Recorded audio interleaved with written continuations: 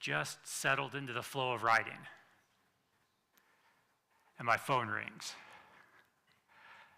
And it's him. And I can't do it. I just hit send to voicemail. Because I can't right now. I'll never get this done if I take that phone call. And I breathe a sigh of relief. I had something to do. It saved me. You know, I want to enjoy everyone. But some people wear me out, though. They just do. I try to relax with them, but when we separate, I inhale deeply, and as I exhale, my entire body loosens up, and I realize how tense I had been without knowing it.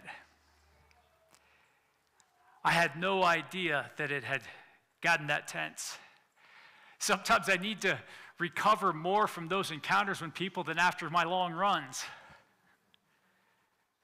I don't entirely know why. Some people, we just don't connect. I feel off around them. But that's enough for me to try to avoid them when I can.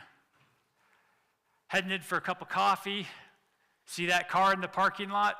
We'll just keep going to the next cafe. I don't know how many of you know this, but I do the grocery shopping for my family. Walking down the grocery store, see the wrong person down the aisle. We'll skip the peanut butter this week. I'm not going to have that encounter right now. You know that wasn't you.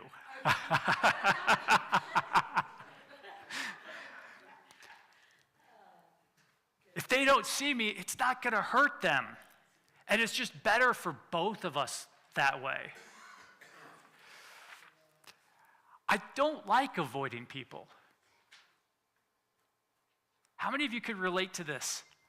I am impatiently waiting for Jesus to make me patient. I'm eager to joyfully listen to the long and winding story that has nothing at all to do with our conversation. To laugh at the whimsy of some off-the-wall question that seems to come out of nowhere. But until I can, I'm just going to exhaust myself trying to look interested while I'm busy just cranking my arm saying, would you get to the point? At least this is harmless. I mostly hide my impatience with others. If anything, I'm the one who suffers the consequences, wearing myself out trying to pretend. Only my tolerance for the behavior that annoys me is starting to thin. I'm starting to distance myself a little more all the time. And it's getting easy to silence my phone, to put off returning that text, to just walk away at the first pause in the conversation. I'm trying really hard to be like Jesus. And I'm wondering when it's going to click. I'd really like to be at ease with everyone. But maybe that's not what I'm called to do. I fight against it. My heart droops in disappointment every time my body resists the presence of another. My mind spends too much time and energy excusing why I avoid someone. I restate my priorities to myself to drown out the other voice that tells me I should have spent time with them. I've worn myself out without getting anywhere. Romans 15:5 says, "May the God of steadfastness and encouragement grant you to live in harmony with one another in accordance with Christ Jesus." I might be missing something. Where is the promise in this that God grants me patience and encouragement? That's what I want. Without those, I don't think I'll ever live in harmony with everyone. So I think this text misses the part where God changes me. Because if it depends on me to make myself capable of enjoying everyone, I've already failed. But I can't deny his presence. In my prayer times, God, please give that person wisdom as they, oh, God, hold on. I almost forgot. I've got a problem, and I need your help with it. Never mind that other person for a minute. Wait, who was I praying for again? God, I know I've told you this before, but I'm going to repeat myself and tell you again. God, you've told me that before, but I'm still not ready for that. Maybe you could tell me that again later. I've walked off mid-sentence with God. I've vaguely heard him telling me something that I missed because I was too busy daydreaming about what I was going to do. I asked him the very thing that he just told me. Hey, God, would you repeat yourself? I wasn't paying attention. Oh, yeah, sorry. God, I did the thing you told me not to do already this morning. God, I don't see a way through this situation. It's crushing me, but, ooh, hold on, my phone's ringing. I'll get back to you, God. Oh, God, about that situation? Yeah, I need to tell you about that thing that happened last week again. God, I'm glad you're here today. Could you just drop everything you're doing and listen to my needs? But that's Jesus. And I blush realizing how patient he's been with me all these years. How is he going to grant me harmony with people like me? Because I would drive me nuts. But Jesus doesn't seem to be bothered by me. I don't know how he does that. Maybe I've been wrong about how he grants things. What if it's not instant change? But it's also not something that I produce through my willpower. Maybe I've been blind to his ways.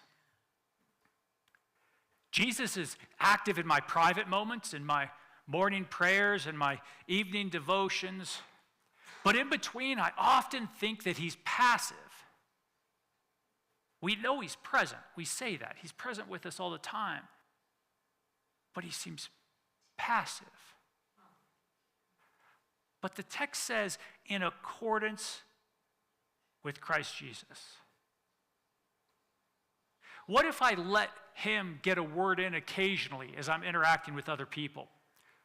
What if I sought his patience in his presence rather than a handout of patience that I can walk away with? Hey, it's good to see you. They started as some lengthy explanation of something that doesn't interest me at all. But I look over and Jesus' eyes are set intently on that person. Listen closely. So I decide I'll listen closely too. His face is giving the right response to each statement. And as I start to engage in the same manner, I start to realize how important this story is to that other person. It doesn't matter that it doesn't interest me. It's really important to them.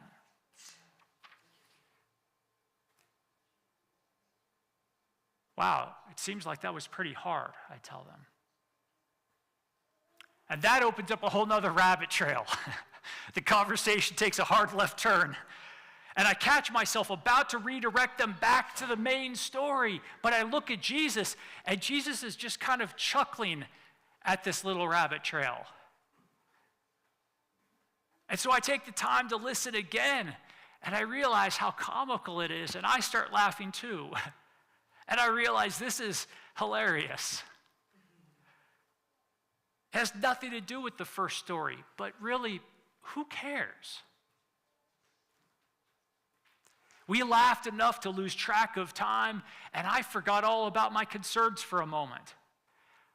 I depart this conversation with this person that I've always tried to avoid, refreshed. Maybe this is harmony. So later, excited by my newfound ability, I veer towards someone that I would normally avoid. And within moments, I'm utterly bored. Okay, I get it. So your job is still miserable. Can we please talk about something else? Okay, I guess not. Jesus, what happened? I thought you had given me patience.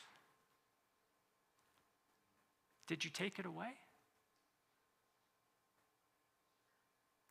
And the idea comes on so strongly that I think the others might see the light bulb literally going off over my head. He didn't prepare me for that first conversation. He led me through it. Maybe that's harmony. Not two people trying harder to enjoy each other, but Jesus present between them. I don't think that we can create harmony. I think he does when we let him participate in our interactions with each other.